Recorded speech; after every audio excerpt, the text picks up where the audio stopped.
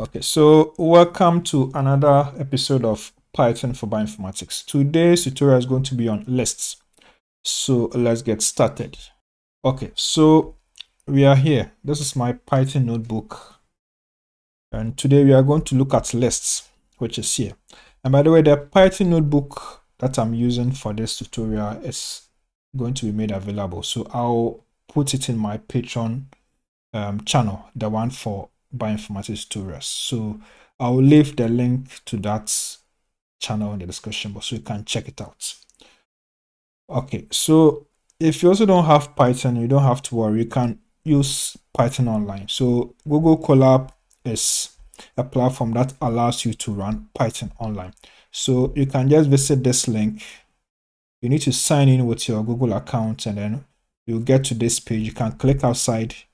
Then you can come to File, come to New Notebook, and when you open it, you have access to a Python environment so that you can follow this tutorial. So you don't need to have Python on your PC. So you can just type your commands here and then just start. I've made a separate tutorial on that, so you can just watch that to learn how to run Python codes online using your browser. Okay, now let's get back to our Python tutorial. Let me check again to see if everything is okay. Let's check here. Just checking before we start. Okay, seems everything is fine, so we can continue. Okay, so we are going to look at lists. So lists are a linear collection of items. So if a beginner in the field of programming, Python programming to be specific, then take list as a form of or a container which can be used to store items. That is what basically lists are. So since we are doing bioinformatics, then the lists that we are talking about here, we can use to store information such as DNA sequences, protein sequences, nucleotides, codons, etc. So just take that. Just look at it that way. So lists are created by putting items inside a square bracket. We are going to take a look at that. This is an example here. And individual items are separated by commas. So lists can contain different data types as well as lists as well. So we can also access items in a list using indexing. We'll go through all of these things. A list is mutable, meaning that the contents can be changed. New items are added to the table, and the iteration can be performed. If all items in a list are strings, then the entire list can be converted to a single string object. So let's get started. Let's continue. Okay, so we will start by creating a list. So when creating a list, you can create a list with initial values, which I've indicated here. And so if you want to create a list, let's say my list, then items should be placed in a square bracket. So we can have this one. This is a list. So let's execute this command. So you have my lists and we have one. So this is an initial value. Let's try another one. This one contains one element. Let's say my list. We are using the same name, so we are going to overwrite this one here. So we have my list. Let's say A, J, T, C. This is also a list. Okay, let me just label this as basis. That should be better. This is also a list. So I can just query it to see what I have there. So this is also a list. So this list contains 4 elements. We have AGTC. These are the nucleotides. So this is also a list. Let's continue. Now let's look at something else. Let's continue. So here we created with initial value, which is 1. Here we use this one here. You can also, let's say, sequences. You can have AGTTCC. Let's put this And then we can also add 1, 2, 3. You can even combine them. So it's a container basically. So you can put in any data type at all. So this is also a list. And since we are dealing with sequences, let me just use sequences here. Let me do this. And then you can execute it. So there is also a list. If you want to look at a data type, you can use this command type and then indicate the objects of interest. So here is a list. Okay, so what we did was to create a list with initial values. We can also do it this way. We can use this. We can create an empty list. It's also possible to do that. So to create an empty list, let's say my empty lists, then it's just the square brackets. This is an empty list. So my empty list, let me just call it, and then this what will happen. It's just an empty list, so there's nothing in there. So this is how we create an empty list. Now let's look at how to get the number of elements in a list. It's a container. We have items in that list. Okay, so items or elements, I'm using these words interchangeably, so just take note. They are all referring to what the list contains. So if you want to get a number of elements or the number of items, then you can just say, let me change this one to items so that we are consistent. So items, it doesn't matter anyway. I'll change them here.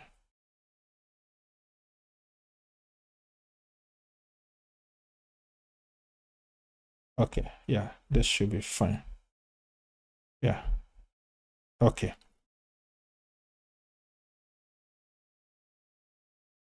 Okay, so what we are going to do next is to get the number of items in a list. So the items are basically what the list contains. So if you want to get the number of items in a list, then we use the len function just as we used when we were dealing with strings. So we have some list here. Let's just create a new one. Let's say basis. Let's use a new one. A, G, T, C. And I want to get a number of items in the list. I'll say len basis. So this will give me 4. Let's try another one. Let's say sequences. Or this time, let's say codons. Yes. Let's say A, G, C, A, T, A, G, T, A, U, A. Let's just use this one, this 3. Okay, just this ones. Let me just make this. Yeah, perfect. Okay, so here there's a list that has codons. So the number of items in this case will be what? The number of codons. So if I say len codons, I'll get 3. So that means that there are 3 codons here. So AGC, AGU, AAU. So this is what lists are. These are the items in the lists. Okay. Now this one is different from where situations where you have this. Let me just issue this. Let's see. The strange objects. Let's see AGC. This one here. Or let me just add this. So if I say len strange obj, this is 5. So the 5 here refers to the individual individual basis here. So the length of the strange, the length of the sequence. So we have this here, but this is different. This one we are dealing with items. So each of these items we can find the length. So this one is 3, this is 3, this is 3. But the items, those in the container, there are 3 of them. So take note of that. So strings and lists are different data types. Okay, and now we can continue. Let's continue. Let me just take some water.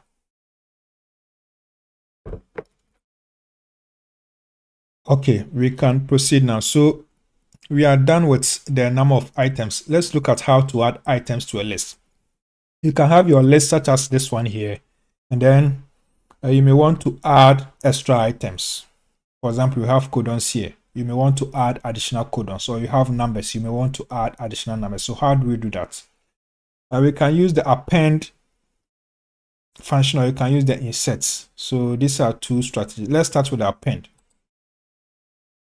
So first of all, let's create number. Let's say numbers. I have 1, 2, 3. Let's say I want to add the number 4. I can say numbers. I need to indicate the list, the name of that list. In this case, it's numbers. So numbers.append. And then I indicate what I want to add. So in this case, 4. So now if I query for the numbers again, I'm going to have that one here. Let's try with basis. Let's say we have A, J, let's say T. I have 3. If I want to add the 4th one, which is C, I can say basis.append C. So now if I query for basis, I'm going to have that also there. So this append here changes the original list. So take note of that. So this is one way to add items to a list. You can also use the insert function. So the insert function requires you to know the index. Okay, we are going to go into details with indexing later on, but let's just look at the situation here. Let me just use another one. Let's use let's say let's say sequences. I have sequence 1, sequence 2, sequence 3. So if I want to add another sequence, and then this time I want to add to a particular position. Okay, let's say this is in a particular order, but then you want the new one to be, let's say, in this position, the 2nd position. Then this is where the insert function comes in handy, because that one you can specify a point and then you can just put it there. So it's just like, let's say you want to do splicing, or let's say you want to insert. Good, let's even talk about, let's say, mutation. You want to insert a sequence or a nucleotide into a sequence. Then you can specify the exact position, and then you can place that particular nucleotide or sequence there. So just take this insert command as something like that. So this time, let's say you want to place a sequence in this position, which is 2nd position. So the 2nd position will be what? Index 1. We will talk more about indexing later. So then I can say sequences.insert. Let's say position 1, and then I bring my comma, and then I add my other sequences. Let's say ACCCC. So let's run this command. So now if I type sequences, you realize that the new one here is here. But you know the append one, when we come to the append always adds to the last. The last, that's the tail. So it always adds here. So the new one 4 here will come here. If we added a 5th one, it will come here in that order. That's how we do. So the same thing with this one here. So the T was here. This was the last one. After appending, the C becomes last. So it's always adding to this. But with the insertion, you can specify a position. And so that means that the new entry, what you are adding, will now occupy that position, or in this case, the index. So this is how we add new items or new elements to a list. Okay, let's continue. Let's look at how to replace items. So if you want to replace items, you need to know the position, or you need to know the index. I'll talk about indexing. Okay, but with indexing, I gave a detailed explanation in my previous episode where I talk about string. So I would like you to watch that video. I will leave that link in the description box. That will help you to better understand some of these concepts or some of these tasks that I'm performing here. So try and then do that. So with the replacing of items, you need to know what you are replacing. That's one of the things you need to know. And then you also need to have what you are using to replace. Now let's look at this situation here. I'll just create this. Let me just use numbers. I'll just copy and paste the numbers here again. Good. So let's say I want to replace the number 2. Then I should know the index. The index is 1. So I can say numbers 1 equals 30. So now I can do numbers, and then you see that the 2 is no longer there.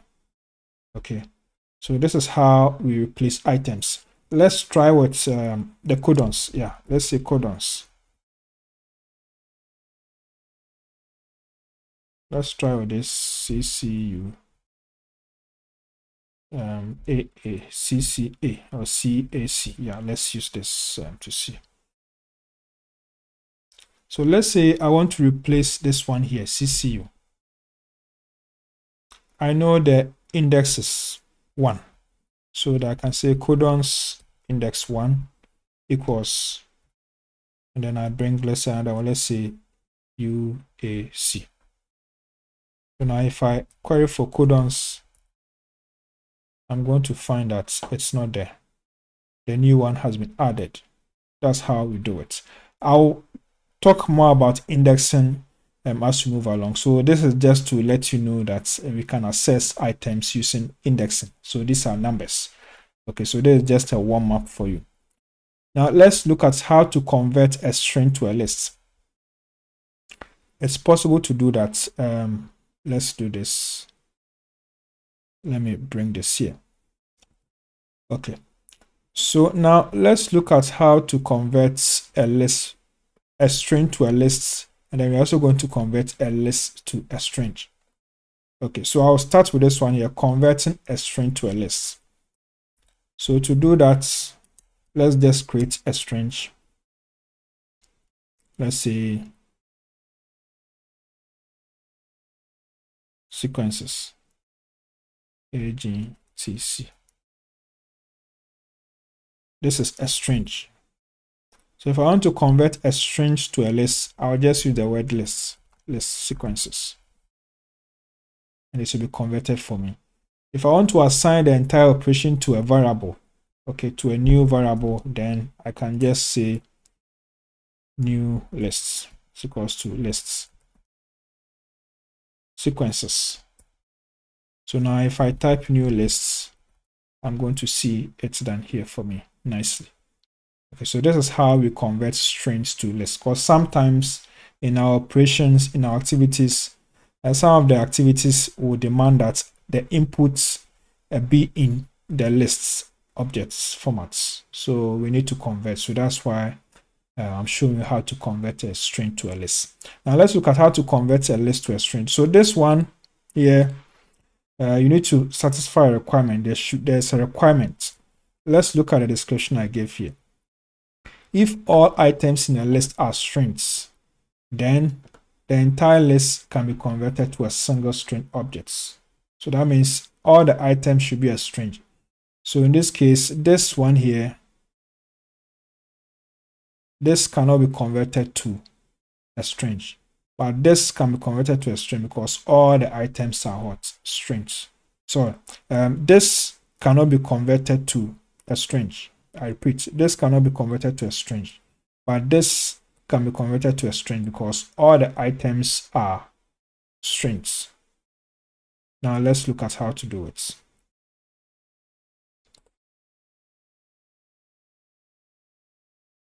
So let's just get the scenario first. Let's create 2 scenarios. I'll just say numbers equals 1, 2, 3. Now if you want to convert, okay, let's just start with the actual one. So let's say basis equals ATCG. I think this should be better.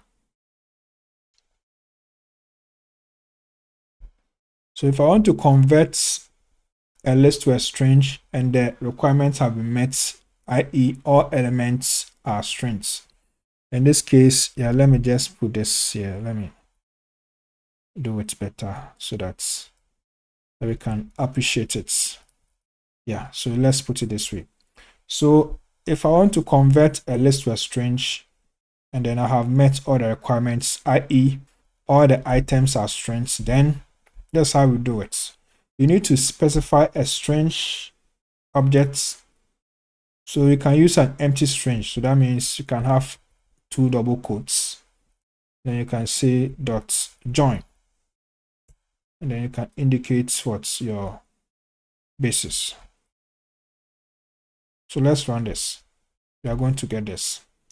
So here, this is more like a separator. Okay, so if you are joining them like this, you can decide to add a separator, or you can decide to just merge all of them together. So in this case, if you are merging all of them together without a separator, then this is where the empty strings can. But then if let's say we have items here, and then these items, let's say we have, for some of the items, the length is greater than 1. Then we can bring our separator. Let's look at this situation. So let's say sequences. Let's add this. Let's say AGTC.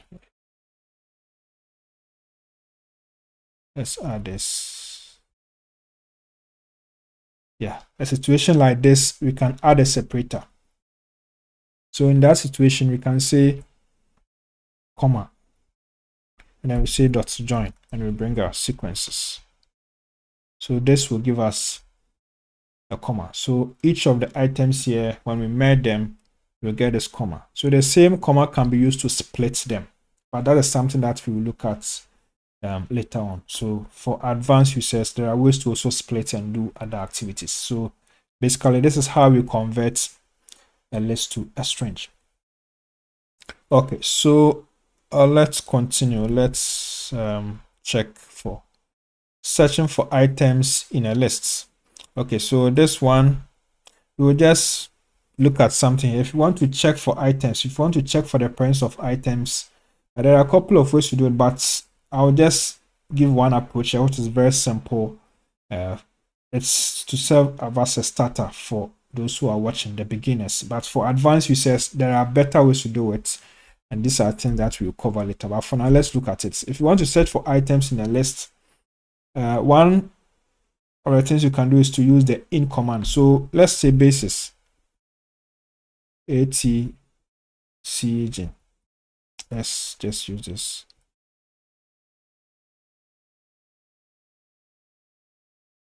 Yeah, this one here. If I want to check if there is a present, I can say a in basis. So I'll have true. That means a is there. What about if I want to check for, let's say, this AJCC, whatever, in basis? This will be false because we don't have anything like that here. So this is how we search for items in a list.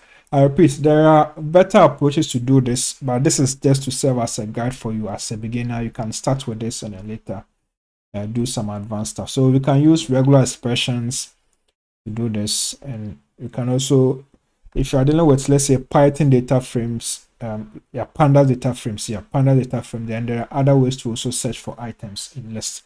You can also have NumPy, which can also be used in some situations to search for items, but this is the classical Python data type lists. But you can use NumPy arrays or panel data frame as well to store this same information and then perform complex operations on them. But this is for beginners, so start with this, develop the expertise, and then you can also look at how to use NumPy and then pandas and etc. So just take note of that. So this is how we search for items in a list. So basically what we are doing is to just make a query to see if a particular item is present or not.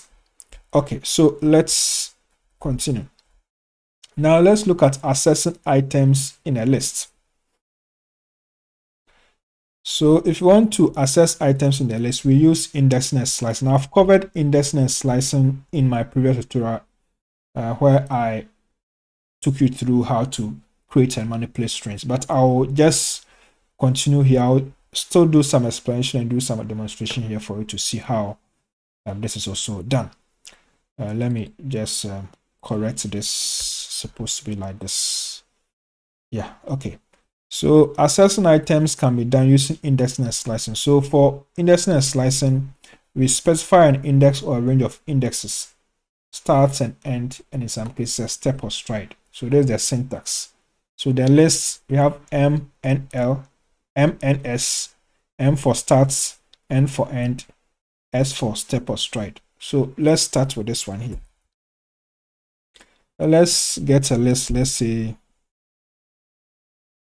let's use codons again. AAA, UUC, CCA. Let's say CAC. Yeah, let's take a look at this. So if let's say I want to access the first element, and before I even talk about it, let me also say that in Python, counting starts from 0. Okay, when we are dealing with indexing and slicing, counting starts from 0. So that means the first item here will have an index of 0. The second item will have an index of 1. So it's always -1. So if let's say you are an R programmer and this is your first time coding in Python, then you may find this a bit confusing, but once you practice for some time, you get used to it. So in Python, counting starts from 0. Okay, so if I want to access the first codon, then it becomes codons 0. If I want the second one, it becomes what? Codons 1. If I want the last one, it's what's -1. So if I want the last one, let's say I know the length, then codons number of items is what? 4. So if I know 4 and I want to get the last one, it's what's codons 3. Then I'll get CAC. This is how we access items in a list. So take note of that. So we can proceed. We also have negative indexing, where we use this approach to access the last items. Remember here, I said the last item was what will have an index of 3, but you can also use negative indexing to access items. So that one we use negative numbers, negative values. So let's try one. So with the negative indexing, counting starts from 1. So if I want to get the last element or the last item here, let me just copy it here. If I want to get the last item, it's codons -1. That'll give me CAC. If I want this one, last part 1, codons 2, -2. So if you're dealing with, if you're using negative indexing, then you can just use the actual values, not the numbers reduced by 1. So that's how we do negative indexing. Now let's try another one. Let's look at shorthand indexing. So with the shorthand indexing, we omit either the first or the last index. So I have some examples here. So this one, for example, we have the colon and then n. So that means that we start and slice from the beginning up to the index just before n. Let's look at scenario 2, m colon. That means we start from m up to the end. And then this one returns everything to us. It returns a copy to us. Let's try it. Let's look at scenario 1. So let me just, this time, let's say, let me say this again. Let me just use codons because we are dealing with, I think I'll rather use sequences rather, that should be better. I have, this is 1, this is 2, this is 3, 4, 5. Okay. So let's start with scenario 1. Lists colon n. So let's say sequences, that's our list. Sequences. I bring my colon, and then let's say I want 3, or let's say 4. So that means we start and we end at what? 4 minus 1, which is 3. So let's run this. So we have 0, 1, 2, 3. So this is what we have. That's for the first scenario, the first shorthand indexing one here. Let's look at the second one, which is m colon. So that means we start from m up to the n. So I can say sequences. Let's start anywhere. Let's say 2. So we have 1, 0. We have 0, 1, 2. This is 2. 2 up to the n. So 2, 3, 4. So that's what we have here. 1, 2, 3. Let's look at the third one. This one returns a copy of the entire list. So that one, we can say sequences. And then we bring our colon. So the entire list will be returned to us. This is how we do it. Okay, let's continue. Now, if I want to get the index of an item in a list, then let's look at how to do it. We are now going to look at how to get the index of an item in a list. Sometimes we would like to have that. Let's take a look at that. Let's create, let's say, nucleotides. A, T, let me just A, T, A, C, C, G. If let's say I want to get the index of an item, let's say T, and I can say nucleotides dot index, and then I'll say what I bring my item of interest. So this will return the index for me. So we have what? Index of 1. Now let's look at another situation here. We have A and A. So how do we do? Let's say nucleotide.index A. It says 0. So here, what happens is if you have duplicates, then it is the first occurrence that's will be returned. The information for the first occurrence is what will be returned for you. So that is what we have here. So if the items you have here, if there are duplicates, then this approach will not be appropriate for you. But if the items here, there are no duplicates, then the dot index will be a good approach for you. So there are better ways to do it. There are other ways to get the index if you have duplicates of items in a list. But that is something that we are going to look at maybe for advanced users or intermediate levels. So we will do that another time. Okay, so this is how we get the index of an item in a list. So just try your hands and then just practice. Okay, so it's very, very simple. Python is actually very simple. So with the right materials, with the right approach, you can learn Python basically yourself. It has a clear syntax, it's easy to understand, and then it's also easy to implement and then follow and practice. And it's also free, so just get your hands dirty.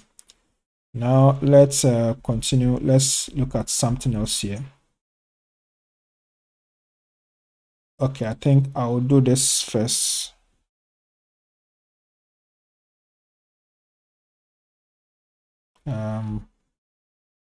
Let's get back here. Let's see something here.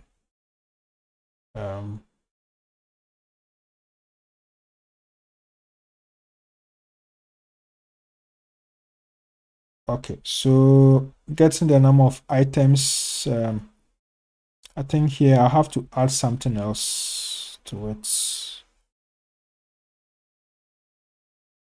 Yeah, get a number of items. Okay, I think I'll add this. Yeah, think I omitted it, so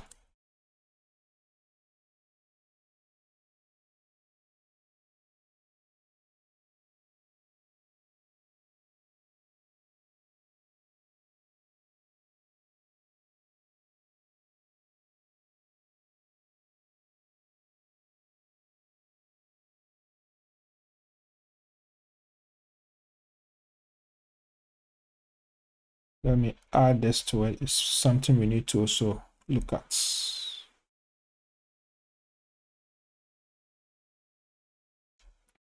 Okay.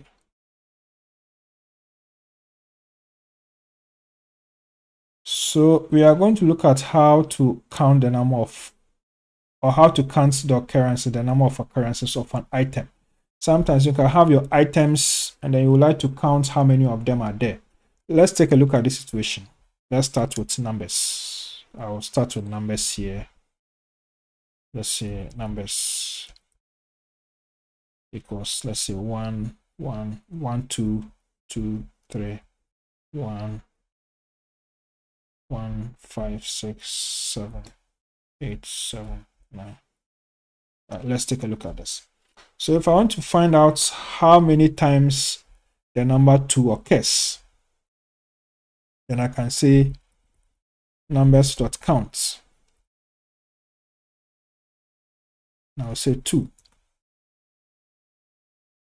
So I have 2. So that means we have 2. We now have this and then this, so twice. What about, let's say 7? I can say numbers.count 7. It also appears twice. Okay. What about, let's say 8? Numbers.count 8. It appears just once. So we can use it to count. So in this case, if let's say you are dealing with nucleotides, maybe you want to find out the number of pyrimidines or purines, then you can use this strategy. I've covered that in my previous tutorial, which is strings. Okay, so you can also try your hands on that. So let's just create one. Let's say we have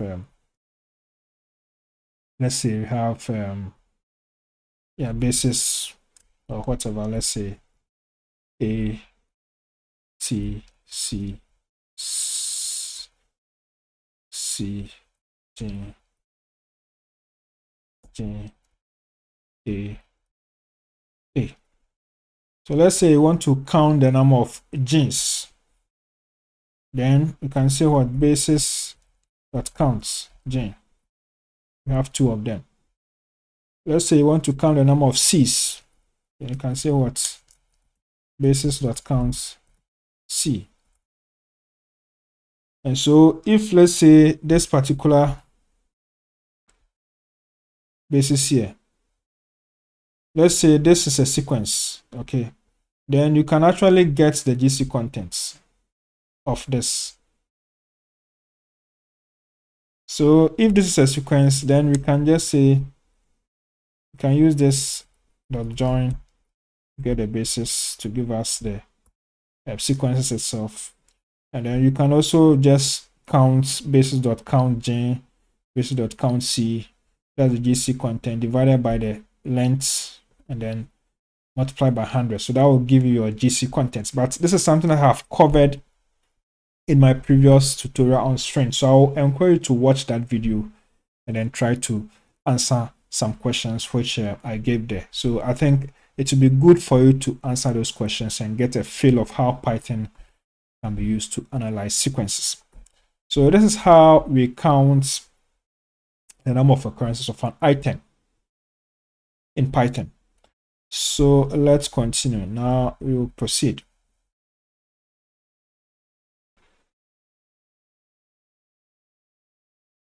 We are almost there. Let's check we are done with this. Let's move on to the next one, which is sorting. Yes, so we are now here sorting.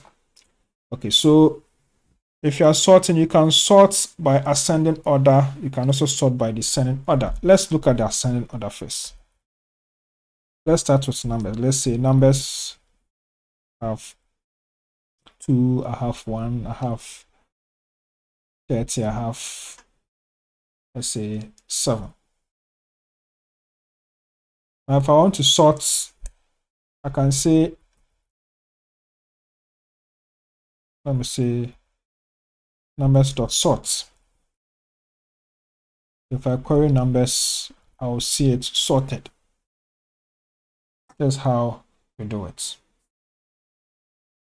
But then with this approach, what happens is that changes are made on the list item itself, on the list object, list objects rather. So the list object itself, changes are made. So if, let's say, you want to maintain the original list objects, then you can use this approach. Let's just copy this again. You can use the sorted function. So you can say sorted and then say numbers. So this one will perform the operation. On what? On this particular list object, but it's just a copy that will be returned for you. The actual or the original list objects will not be tampered with. It will remain unchanged. So if I say numbers, I'll still get my original one, which is here. But this one will change the values, or will change the original item or the original objects. Yeah, it's an object, so it will change the original object. So you should know when to use this and then when to use this one. Okay, if you want to avoid modifying the original list objects, then you have to use this. But if you don't mind, or if you want to modify the original list object, then this one is also there for you to use. Okay, so this is for what? Ascending order. That's by default. Now if it's descending order, then all that you need to do is still sort by ascending and then use the reverse. So let's look at how to do that. Let's do that here. Let's get that. I'll still start with the numbers. I'll just copy it here. So if I want the descending order, then I can say numbers dot sort reverse equals true. I'll say numbers and I'll get what's it's here. So I will sort, and then after sorting, I'll just do a reverse, because when you sort, it's ascending order. So if it's ascending order, then all that I have to do is just reverse that sequence. Then we'll get a descending order. The same applies to sorted. I'll just copy the same one here. So if it's sorted, numbers reverse equals true. So that's what we have. So this time we are using this sorted function. So that means that we are not going to modify the original list objects. And so this also means that you can assign the entire operation to another variable and then use that variable later in your codes. So this is how we sort a list. Now let's continue. Now let's look at finding the reverse of a list. So find the reverse. Let's check here. Let's try this. Yeah, I use numbers, but you can also, if you also have a strange, or if you have strange objects here, then you can sort by alphabetical order. But that's something that I didn't do. Maybe let's try one here. Let's check this. This is numbers. Okay, let's try with ascending order first. Let's look at for alphabetical order. Let's see. Sequence first. Let's say A, T, C, J. So I can say sequences dot sorts of sequences.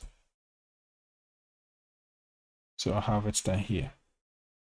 If you don't want to modify the original list objects, then you can just use your sorted sequences, and that also gets it done for you.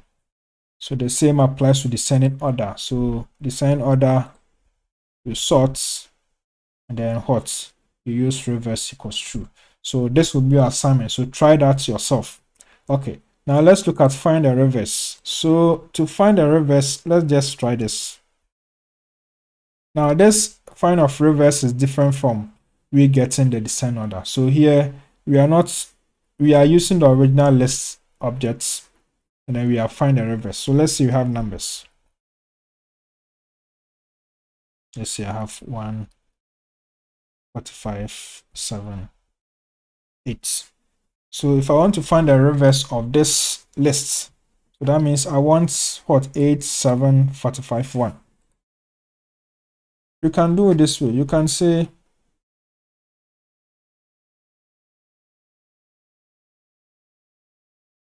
numbers dot reverse. So I have numbers. Okay, but if I do it this way, the original list objects is modified. So if you don't want the original list object to be modified, then you can do this. You can say numbers, bring your square brackets, bring 2 colons, -1. So this will return the reverse for you, but you will still have your original values or original list object intact. So this is how we find a reverse.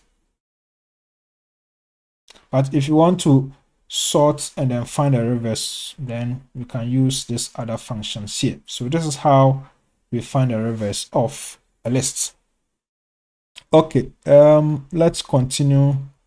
We've done with numbers. Let's try with, let's say, sequences to, let's say, I have my, let's say, basis. Let's try this. A, T, B, C. If I want the reverse, I say basis colon -1. If I want to modify the original one, basis dot sort, and then I say basis. So this will give me the reverse. Okay, now let's continue. Let's check if we have some comments here to check. Let's see. Okay, I don't think we have any comments now, so we can continue. Okay, so let's go. Now let's look at another thing here. How do we delete items from a list? So if you want to delete items, you can indicate the index of the item you want to delete, or you can also delete the value. Let's try with the first one where we use indexing. So let's create, let's say, basis again. A, T, C, G. If, let's say, I want to delete T, then I can say the basis and indicate the index, which is 1. So if I do it this way, then I type basis, it's gone. So this is how we use indexing. If I have numbers, let's say numbers 110, 120, let's say 34, 46. If I want to remove, let's say 34, index is what? 0, 1, 2, 2. So I can say the numbers 2. So now if I query for numbers, 34 is gone. So of course, when you remove an item, then the indexing will change for some of the items. So you should take note of that. Now let's look at the second approach. let's check here where we delete item by value. So again, let me just use the basis here to make it simple and fast. Now this time, let me add something else here. I'll add a, let's see, again. If I want to delete item by value, that means I need to delete the value itself. So I can say, if let's say I want to remove A, then I can say basis.remove, and I say A. So it will be removed. So if I say basis, the A is gone. But we have two of the A's, and this one still remains. So here, what happens is that it is the first one that is removed. The first occurrence that is removed. Okay, because we are just specifying the value. So if you want to remove this other one too, then you can do another one. Another basis that removed. So that will remove the second occurrence. So if there are three, you have to do for the third one, etc. There are better ways to remove lots of items. But then this is something that we'll look at later on in another video for advanced users or intermediate users. So let's continue. So this is for the remover. Take note that this one too modifies the original list objects. Now let's look at another one, which I think I should have covered it here. That's the POP command, delete by indexing. Okay, maybe I'll try that one here. Let's say delete and return. Let me use what I use here. Yeah, delete now. So delete and return the deleted item. Let's try this. Okay, so let's look at the third approach, which is delete and return the deleted item. So that one, the item will be removed or deleted and it will be returned to you. Maybe you want to use that item for another activity, another operation, so it will be returned to you. So that one, let me just try this. We use the .pop. So with that one, you have to let's say basis.pop or pop. Then you indicate an index. So let's say 2. Okay. So it's removes it, but it returns it to you. Okay, that's what it does. So if let's say you want to use that variable for an operation, that value for an operation, let me just use that. So if you want to use that value for an operation, then you can just say, let's say C equals basis.pop 2. So now C is there. But it has been removed, but has been returned to. So that means that the value has been assigned to this one. But in the list object itself, the main list, the main container, C is no longer there. So this is another approach to remove items. Okay. Let's move on to the next one, which is creating a copy of a list. Okay, so to create a copy of a list, there are a couple of ways. Of course, let's look at the first approach. Let's just use numbers. Let me just use basis because it is a bioinformatics channel. So I prefer to use biology data types.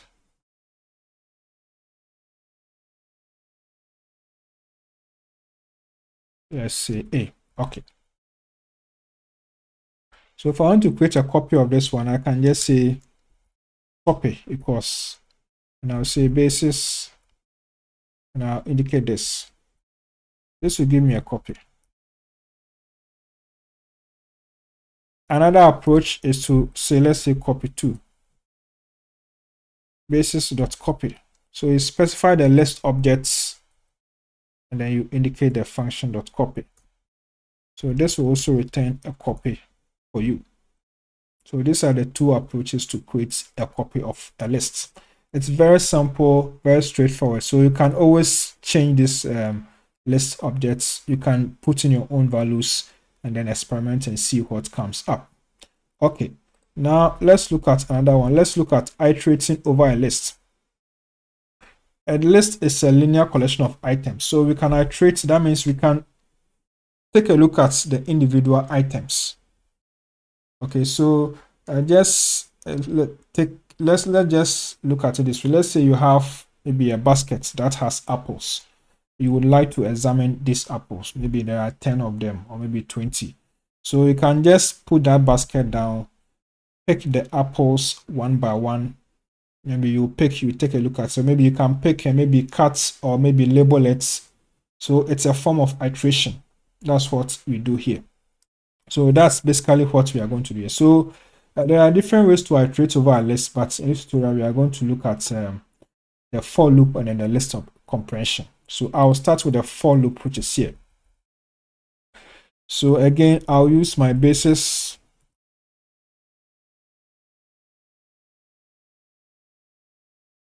Let's see this. And then the iteration tool can be used on strings. I didn't cover that in string, but you can use that on a string object. Okay, so the for loop, this is what happens. We say for I in basis. Then you can also indicate another command here. So there's a block statement. So we use a colon, then we go to the next line, and then all statements which are supposed to be under this for loop. If let's say you want to process the individual items, okay, it should be dented. That's why we have this one here. Python by default uses 4 spaces, so it should be dented. That is why I have it here. So if let's say I want to display these items using the print command, then I can say print and bring I. So let's execute this command. So this will list all the items for us. So this I here is a placeholder. You can use any name at all. So whatever name you use here should be the same as what you use here. So let's try. Let's say for base in basis, print what? Base. That will also work. You can also say for element, or yeah, let's use item. For item in basis, print item. It's also done for us. So this is how we do the iteration. Let's try with numbers. So numbers equals 1, 2, 3, 4, 5, 6. So I can say for I in numbers, or you can even say for number in numbers. Let me just do it here. I think I didn't, yeah, the same thing here. Let me just clear it here and do it again. So I can say for number in numbers, and then I come to the next line. I can say print number. I can also perform an operation here. So if let's say each of these numbers here, we would like to add 1, we can do it here. We can say for number in numbers, print number plus 1 plus 1. So we have 1 plus 1 is 2, 2 plus 2 is 3 in that order. So this is how we iterate over a list. Now let's look at the other approach of iteration. We use list comprehensions. This will be the last point in this tutorial. So list comprehensions are a shorter syntax for iterating over a list as well as creating new ones. You can use it to iterate over a list. You can also use it to create new lists based on certain conditions. You can use it to make a copy of a list And the syntax includes a loop statement. Now let's look at how we can do this. Now let's take a look at our basis again. Let's say A, T, G, C. Let's do it this way. So to use a list comprehension, we bring our square brackets, and then we can say for, and we can say, let me repeat again. So to use the list comprehension for this basis list here, we can say we bring our square brackets, two of them, we start them, and we can say base for base in basis. So this will give us a copy. So this is how we do it. Let's say for numbers, let me use this one here. I'll copy this here. I think this will be a good example. So if let's say I want to get all the items here, and then I want to add +1 to each of them, then I can say number +1 for number in numbers. And then I'll execute it. So this will give me what? A new list with whatever I wanted to process or whatever I wanted to get being done for me. The operation would have been done for me. Of course, this operation can also be assigned to a variable. So I can just put everything in. So I can just say results. And then I indicate my operation here. So when I execute it, I can just query for results, and then I'll get my outputs. So this is another way to iterate over lists. Okay, you should also know that list comprehensions are faster than the classical for loop. So if you are dealing with lots of data sets or lots of samples or lots of items, then it's advisable to use a list comprehension because that one is faster than the classical for loop here. So take note of that. Okay, so this brings me to the end of this tutorial on lists. I would like you to watch the previous one, which is strengths. That will also be helpful for you as a beginner. So that'll be all for this tutorial. Thanks for watching, and I'll see you in the next session.